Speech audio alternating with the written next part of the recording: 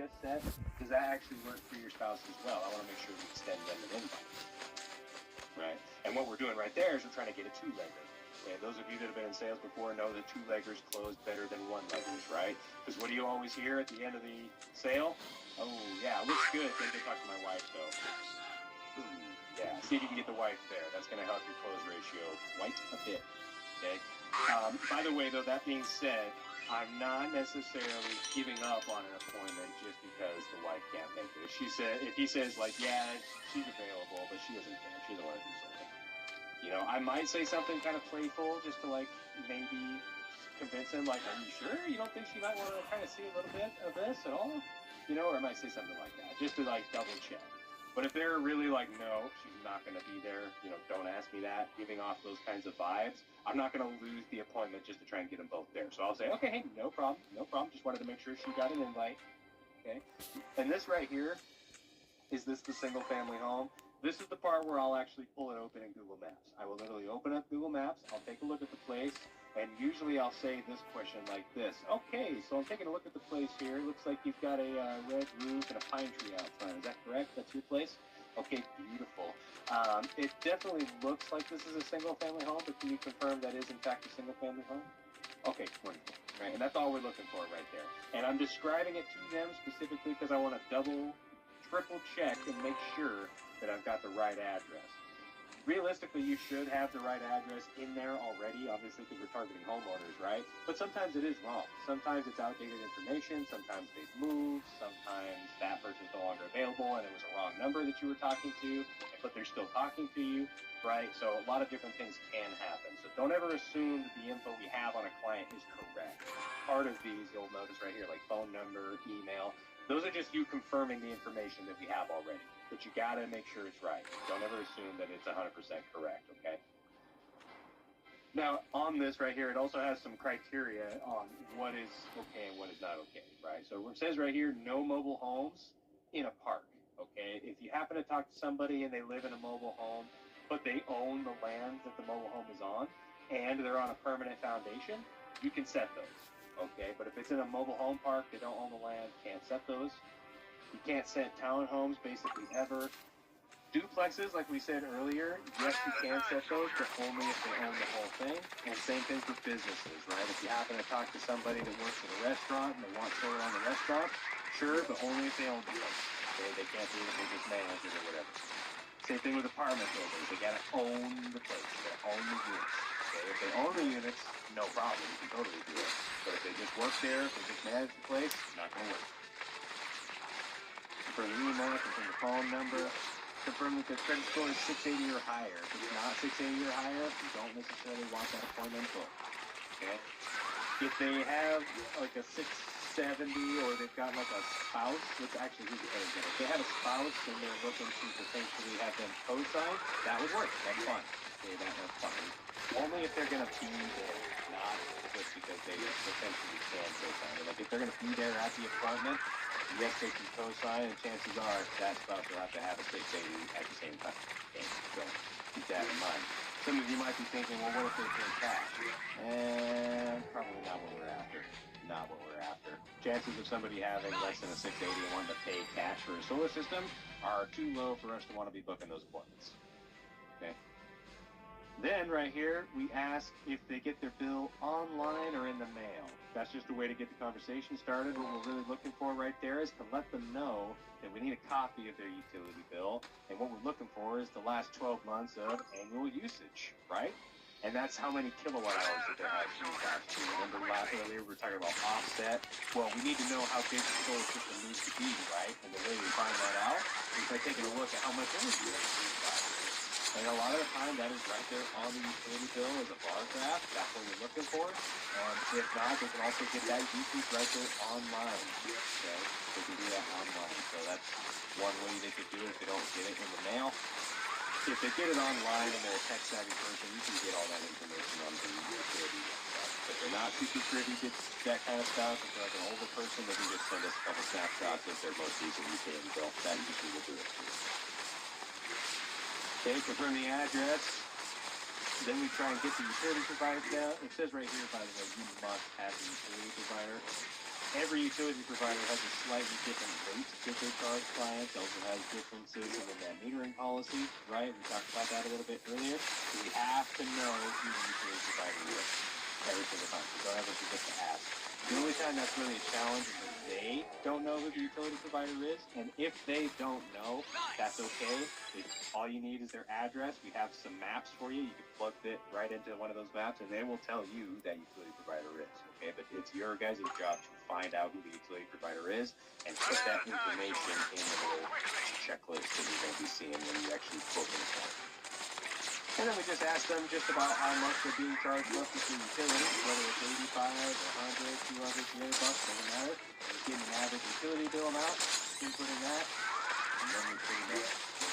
Now, a lot of these are just confirming. A lot of these are real questions you're asking, and you will have to input some of this information into the schedule, right? Like when you actually pull open the calendar and you pick a time, it's going to be asking you a lot of these questions, and you'll have to input that stuff right there. So there's really no way to go around it. Not that I actually think that you've tried, but that's very, very important stuff. Like the utility provider, obviously, the closer needs to know that, so there will be a spot for you to input that. Okay. Pardon me. Now, a couple of other things that happen. Once you book an appointment, once you actually schedule the meeting, press schedule appointment, essentially what's going to happen is a couple of things. Number one, it's going to send a text from the closer's phone automatically, basically saying, thanks for booking an appointment. My name's so-and-so. Can we get a copy of one of your electric bills, right? So the text is going to kind of remind them as well. So when you're telling them about this utility bill, you can just let them know that they're going to get a text in a few minutes from the phone specialist. The other automation that's going to happen is that it's automatically going to send an invite for the date and time that you selected. And that date and time that you selected is going to be you, as opposed to closer, and it's going to be the reason it goes to you guys is because you guys, the next day actually have the option of scheduling that appointment. And this isn't a hard requirement, but we do want you guys to be scheduling or at least see appointments before you become we recommend scheduling. It's kind of a soft recommendation. We might invite you to go training before that, but we do recommend that you at least get and watch 10 of your own appointments before you become a closer. Okay, that'll give you a nice little idea of what it is that you're getting into. Go ahead, Christopher. First question. Hey, sorry. As far as like closers getting appointments that might be available, schedules. I know this isn't really for us, but for them. However,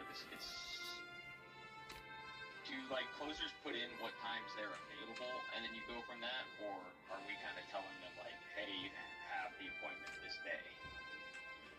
It's a giant round-robin calendar that has everybody's schedule on it, and closers are booking the times where they are not available. So we assume that they have full availability unless they tell us otherwise. But yeah, they can adjust their own calendar. So all the times that you'd be booking, you're not going to know exactly who it's for until it's booked. Yeah. But if that time shows available, it's available. So a closer can just be like, I'm not working Wednesday, and then they wouldn't get any appointment. Okay. Yep. Mara?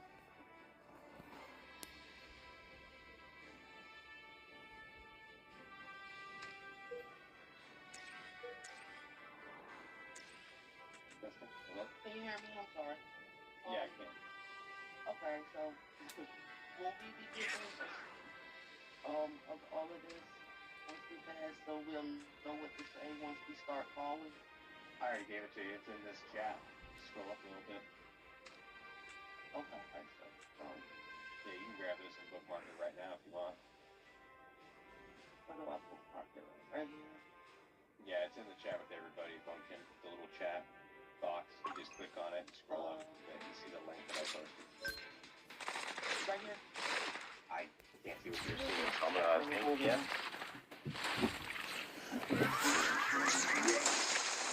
It's in there. Just go ahead and turn it on. You'll figure it out. It's one of these buttons. Okay. Yeah? There's no way. That's the there's nothing else. So after you tell me how to say it.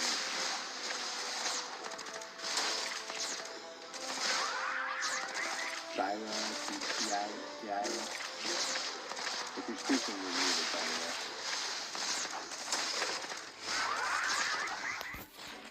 Sierra? You talking about me? Here. Okay. Yeah. Yeah. Yeah, how you doing, Mr. Brother?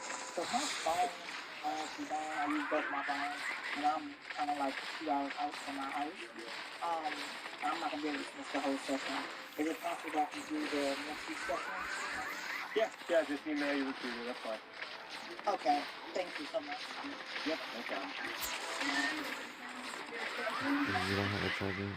Okay. Aisha, go ahead. Last question. I'm gonna move on. I was just wondering, how is this quiz going to be presented to us? Are you emailing it to us, or is it like... I'm gonna after give you the a class? link in the chat button function here when you're taking it. Okay. Yep. Okay. Alright, cool. Run out of time, soldier. Move quickly. Actually, you know what? Before we move too much further, guys, let's go ahead and just take another break here, top of the hour. Go ahead and stretch your legs, and we'll come back in 10 minutes. See you guys in 10 minutes.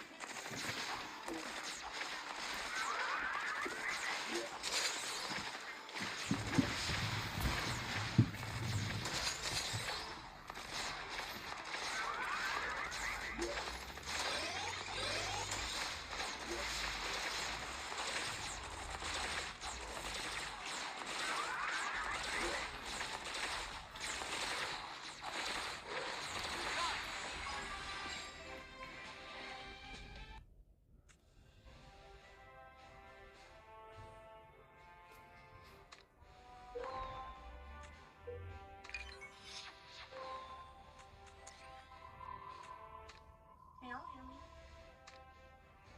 Yes, sir. I can. Okay, yeah, I can hear you. Okay, so I assume everyone has a job right now, right? Yeah. Yeah. How are y'all doing? No, oh, Run out of time, soldier. Move quickly.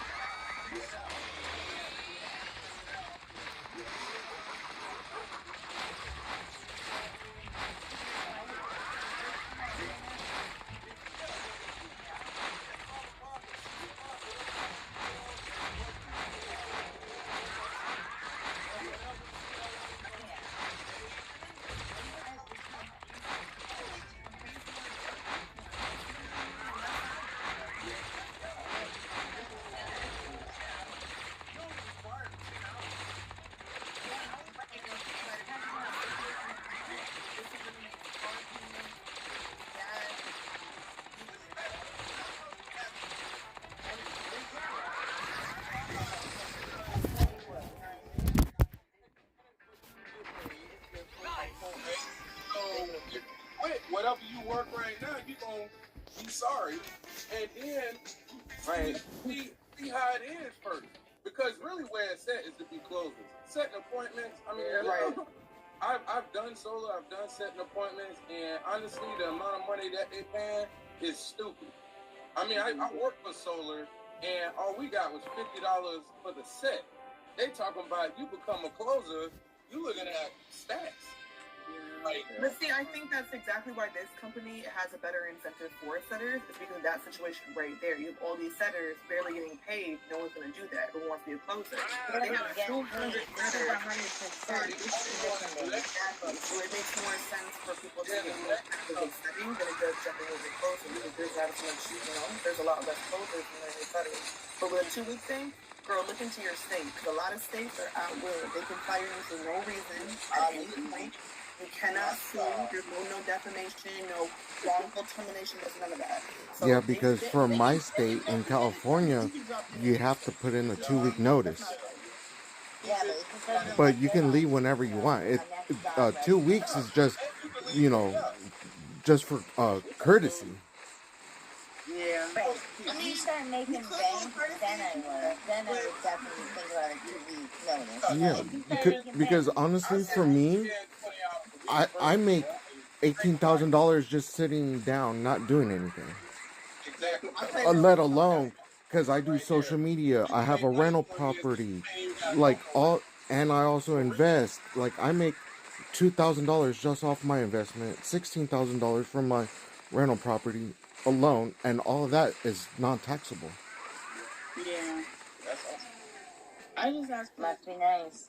Not really, because in California, like, so gas last week was $3.99. It is now Be $5.09. responsible, and I It understand. depends where you go in California, you know. I'm in I the know Bay this- Area. I'm 30 minutes they away are from San expensive as Francisco. hell. Anybody ever done Oh, I like San Diego. That's yeah. no solar? No solar?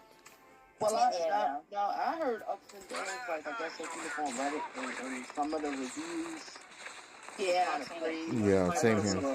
nobody from Arkansas. Here's the thing. I want to chip in and say something. I might be the youngest one here. It seems like I feel like I'm the youngest How old are you? one You here. know, people don't even have their video up. We don't know who's younger or who older. I'm guilty. Yeah, because I see about there's 1, 2, 3, 4, 5 of us. I've sold rooms. I've done You counting us old? solar for a I'm little only minute. 22. Okay, I'm not the youngest one here. Yeah. Okay. Oh, Well, so I think I might be the youngest one here. I'm telling you, I don't know how many people Young read that contract because you never sign nothing unless you read it. But Yeah. That's basic communication for everything. Please don't take your life away. you say that's basic, but you know But a lot of people don't. That's the problem. Yeah. A lot of people have a lot of faith in people that don't even know. This say on the contract 30 though. I don't know, you know, I'm going by the contract. It say 30 hours. But the contract also said something that contradicted what he said, because the contract says Yeah, that you same. get a I bonus seen for it. 30 hours plus so many read the fine print, though. books. Yeah, because it says 30 hours plus so many books, but somebody asked earlier if there's any form of bonus, and he said no, that it's only by yourselves. Talk about it like it's a bonus. They probably talk about it like that's the pay because I mean that's like the basic minimum requirement. I heard the same thing in Reddit, but If you're talking barely about 10 hours or 30 hours minimum, y'all also have to remember I asked for clarification on that contract and what they told me was that is the old contract, but that's why it's going to be a new contract Yeah, soon. then it's a minimum. It doesn't matter if you work 10 hours or 30. Like, it's about how many people you call, how many appointments you set. Really. Nobody's gonna jump in this business. That's like a basic guideline. No matter what hours, that's what is in the contract. Sarah raised her hand. It's in the contract. So Everybody's yelling over each other's house like I'm trying to raise my hand. 3 hours a day, like in the afternoon or evening, they go to 9 o'clock. Sure, I know for me, I get home at 6. I can do at least 3 hours a day. I feel you, Hannah. I'm not really straight. So what? Yeah, I just tell the 10 hours they work doing their job, though. Nobody's gonna jump in this business and just do 10 hours a week. If I do 3 That's hours not true. I'm immediately going to dedicate myself to 30 hours a week. Yeah. I'm allowed to do 10 hours in a day. Yeah, like what you mean? Yeah, I'm gonna do at least 6. Do you think if you do 30 hours, you're going to get paid? That's not how it works. It's 100% From being a closer in 2 days after they start off in setting. So it really is about how much time you're going to put in, the dedication you're going to do, and the consistency. Like, we could all do 10 hours a day.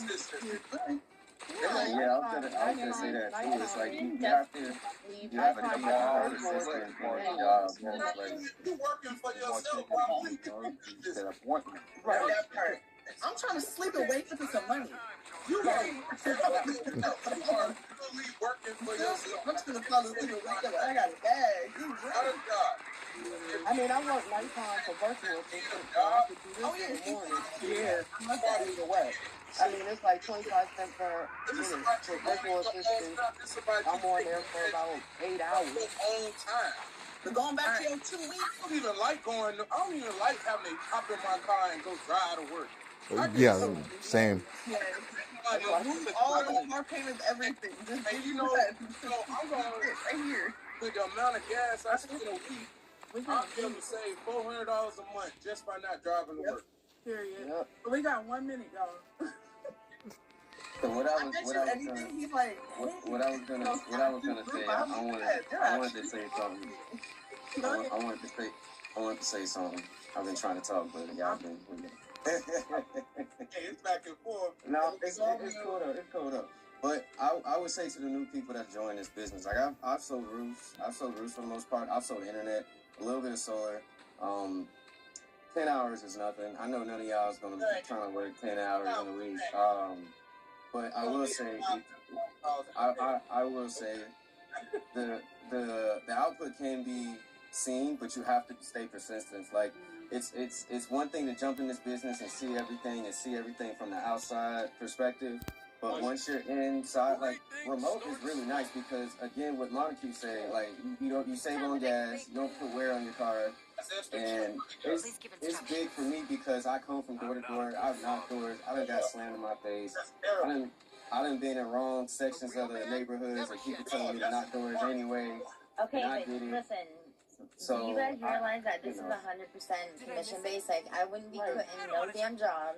I wouldn't be doing shit unless you think you're good at it. Or unless you think you'll work for you. It's the best thing ever because especially with sales beef, your money is on your time. You don't get paid. That's on you. It's not an employer. It's not an employer. You. Okay, folks. I just went ahead and muted everybody real quick. I'm sure that was a very engaging conversation. Sorry to interrupt you. We have a little bit of a schedule to keep, though, so we are going to go ahead and just continue moving on here, though. I guess since we're all having a little chat, though, might as well just take a pulse check. Any questions, thoughts, or concerns about anything so far?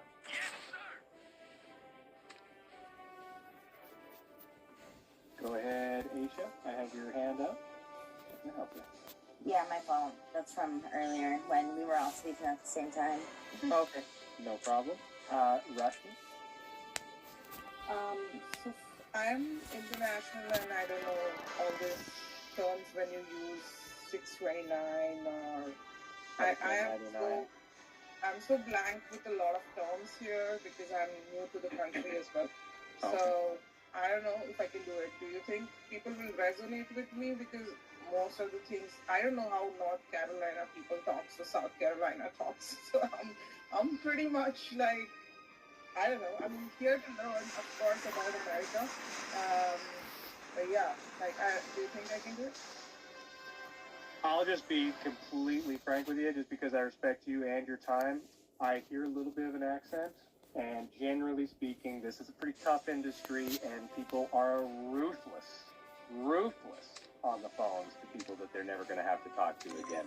I think that you stand a chance. I think that you're going to get a lot of kickback over the accent. I think a regular old 70-year-old Minnesotan male is going to be like, I can't hear what you're saying. Have a good day. Bye-bye. I think you're going to get a lot of that. So there you go. That's me being completely frank with you. That's why I was asking you because, like, I'm in New York currently and I'm pretty much diverse people around me, so I fit in. But I don't know about rest of America. Yeah, and here's the thing. You're going to be talking to all walks of life. You're going to talk to people that are local, born and raised in Minnesota, but there's plenty of homeowners from out of country that also own real estate here in Minnesota as well. So, you know, every once in a while, I'll be talking to somebody and I'll get an accent that I'm not used to, right? So it's not that black or white. I think you could do basically anything that you put your mind to. I think that, you know, based off of the population and just what I've heard as far as calls go, it'll be a challenge for you, but I think it's doable. Okay, I'll give it a shot for like 1 week and see what you think. No harm in that. Thank you. You bet. Brittany? Yeah, just a really quick question, just so we can kind of like clarify something that we were all kind of talking about. With this 10 hours to 30 hours minimum, during the correlation of this meeting, you've talked about 10 hours being the minimum. If we can't even hit 10 hours, unfortunately, you're going to be let go. Versus the contract where it says 30 hours plus an incentive. Could you touch on that a little bit? 30 hours plus an incentive. Okay, well, if it says that, then that means you guys have the out-of-date version, and they still need to fix that, so I'm going to have to send another email. personally apologize apologize for the confusion on that, guys. So no, the commission structure is what I outlined this morning. It's 5 cents per watt. That is absolutely it. There used to be an active time structure. We gave it a try. Didn't really work that well, and that has not been in effect since March 31st. There is a little clause on that contract that says that's subject to change, and it done already changed. But we're also going to be getting one that actually is a little bit more outlined, so it doesn't have this kind of confusion. So sorry if that is confusing, guys. Just to be clear, if it says on there 30 hours, you get a bonus for it. That is not in effect as of right now. So that's a deal breaker for you. Just know, I want to make sure that that's very, very clear. Manage your expectations. That is not in effect as of right now. Nor, if it says anything about an appointment bonus, that is also not in effect. Apologize if that was confusing. Okay. Okay, does that make sense, guys? Yeah. Okay. Thanks for asking that. I had thought that was already addressed. Yeah, no, because I had my interview literally Monday, and that was part of that. So that's why most of us did kind of go through that route of kind of seeing what you were showing us versus what we were told. And who was your recruiter? Roberto? Julie. I mean, were they... One more time? Julie. And did she say specifically that there was a 30-hour active bonus? Yes. Okay. All right. But it could have been misrepresented because she did say it didn't reflect the new contract, but also because it does show in the contract. So that's why we were all trying to figure things out from what we were told from you telling us right now. Yeah, Okay, I had Aaliyah that told me on Monday. I think her name was Aaliyah. Okay. Liyah.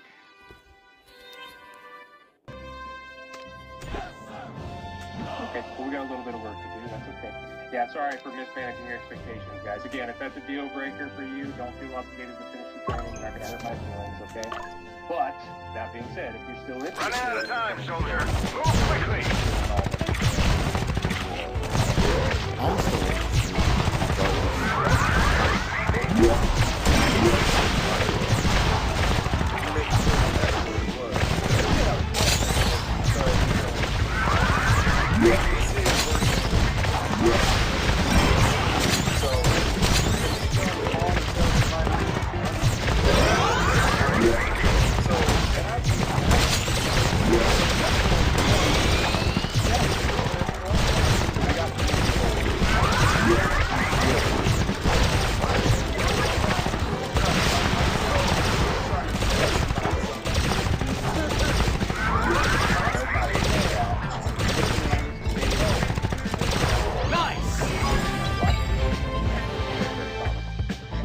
Yeah, because I live in California. You can literally sell anything to everyone. Doesn't matter what your name is.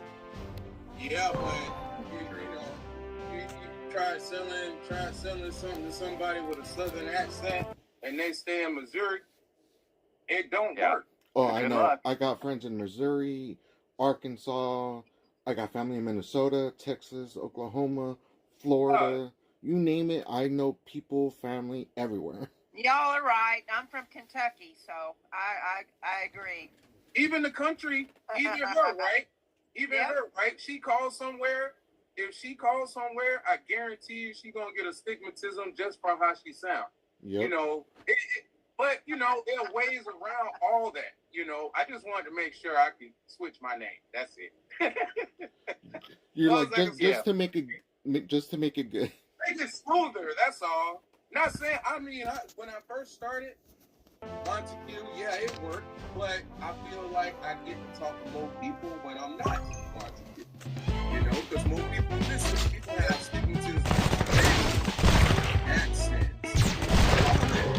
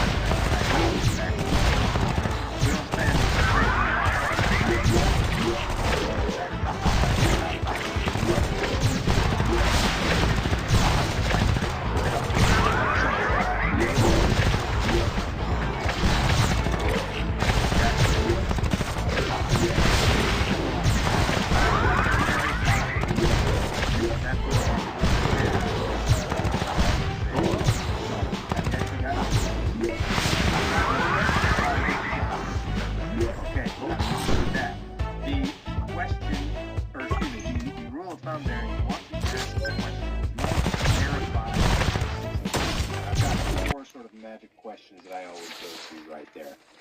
The first one is a very simple one. You say, oh, you already got a quote. Okay, gotcha. When was that? When was that? Was that yesterday? Was that a month ago? Was that a year ago? When was that? Okay. And realistically, it doesn't matter that much. But if it was quite recent, I would say the chances of them wanting to get something else might not be super high. But that's okay. We're just looking to see when that was. Second question. Gotcha.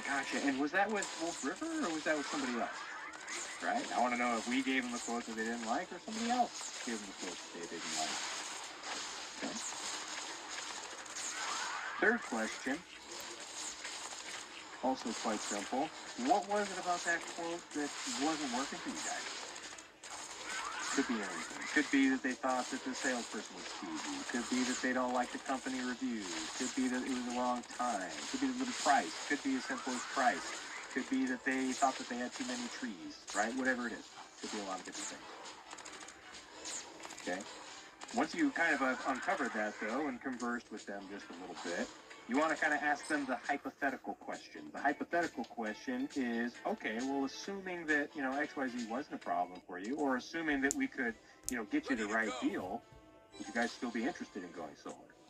Okay? Or you could ask it the other way around. Would you guys still be interested in going solar if it was the right deal for you, right? Or if there was a problem, like, the construction company had bad reviews, would you guys still be interested in going solar, if that wasn't a problem for you? Or if you had full confidence that this company had good customer back or good service, whatever it might be, right? And that's actually it. That's actually all you do. And basically just see if that is enough for them. Because a lot of the time it is. Because if they had gotten a quote once before, they're invested enough typically to want to at least find the right deal. They probably just don't want to spend a ton of time on it. And they're just looking for that one person to come along and just say, oh, that wasn't working for you? Oh, well, if that wasn't a problem, would you still want to do it? Okay, great. And then once you do that, you also will go back to the pullback, right? Because you're basically saying, if it was the right deal, would you still be interested, right? They're going to say yes to that. Then you're going to say, excellent, very good. Now, here's the thing. I don't actually know right this second if it's going to be exactly what you're looking for, okay? But what I can say is that we can, at the very minimum, do a free design for you. We could get our solar specialist on the phone and basically see if we can get you a better deal. And, hey, if not, no worries. At least we tried, right? Okay, cool, right? And that's the idea. You're just trying to see if we can help them out with another free design.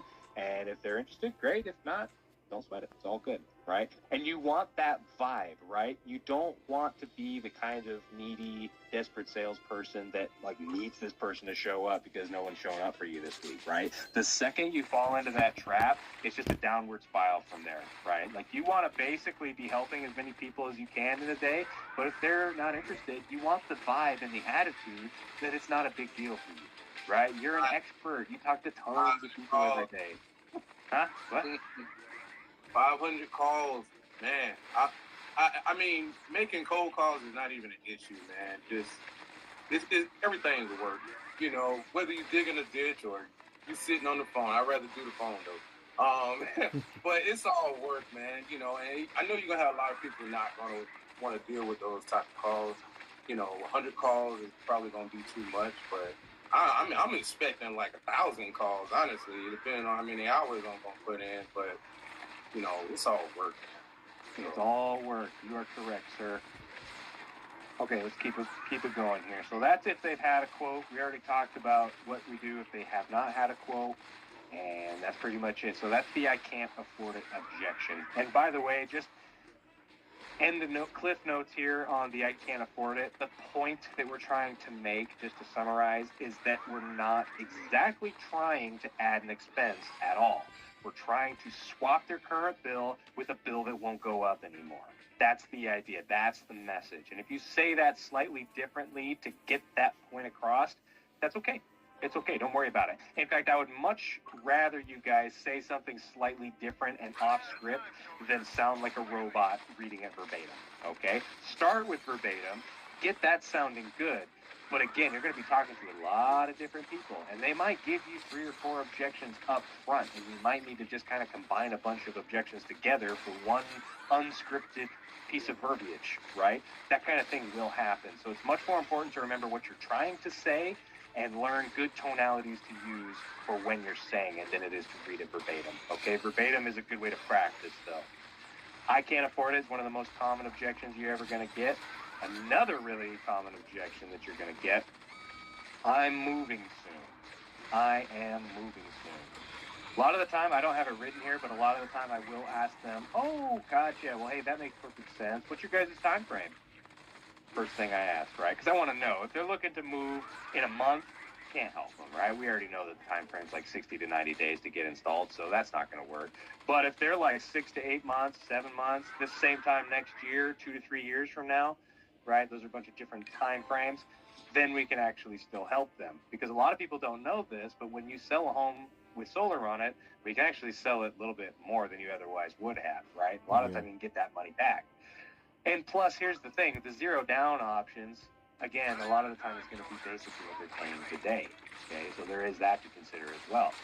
So the point that we're trying to make when it comes to I'm moving soon is that, number one, you can put solar on it and sell the home, and that will allow you to, number one, sell the home faster, sell the home for a little bit more, claim the 30% tax credit, and then move on, okay? And then guess what? A lot of people will put that 30% tax credit towards the principal of the loan, but if you're selling your home, you could actually just sell the home for a little bit more, have the new buyer pay the whole thing off. The new buyer actually is going to get a home with a free and clear solar system on it and just incorporate their utility bill into their mortgage. Whoa, that's pretty cool. Yeah, the new buyer can do that. And if you take that tax credit, you can take that tax credit, go get yourself another home, make that your primary home, get a new solar system on that home, and claim another 30% tax credit. Holy gosh dang golly. Can you do all that? I think it's called Section 562, yes. if I'm not mistaken. Come again? I think it's Section 562. 5695, I think. I don't actually know what you're referring to. Are you referring to the actual tax form? Yeah, when you buy a home, live in it for 1 to 2 years, and then sell it secondary, and then repeat and rent and repeat. Right.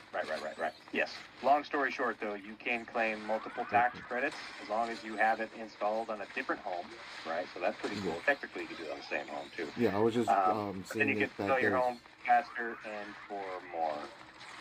Faster and for more. Say again? No, I was just trying to see, like, if that's something that we can tell them to kind of encourage to get it. What exactly?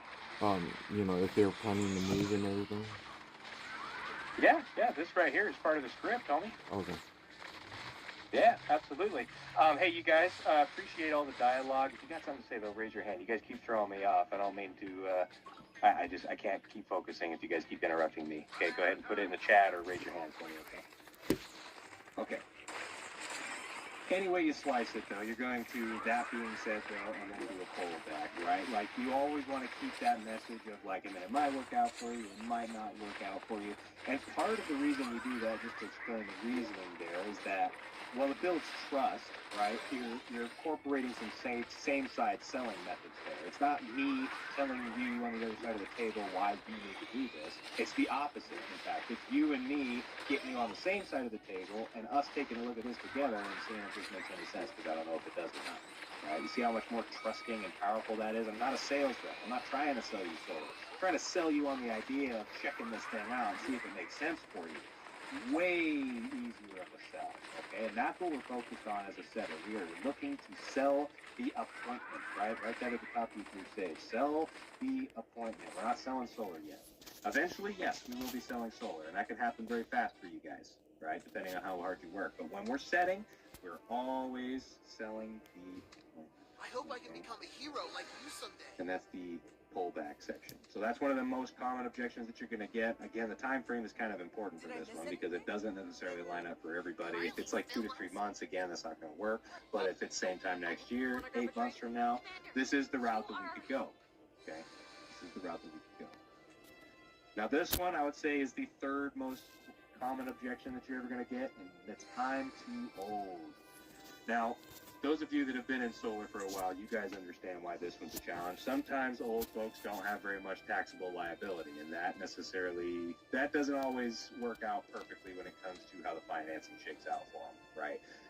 Doesn't necessarily mean that they're disqualified, though, and so we definitely want to try and take these people anyway and see if it makes sense for them, right? Because it's part of our script. If it doesn't make sense for them, no problem. It's not like they have to say yes, right? I mean, they could say no.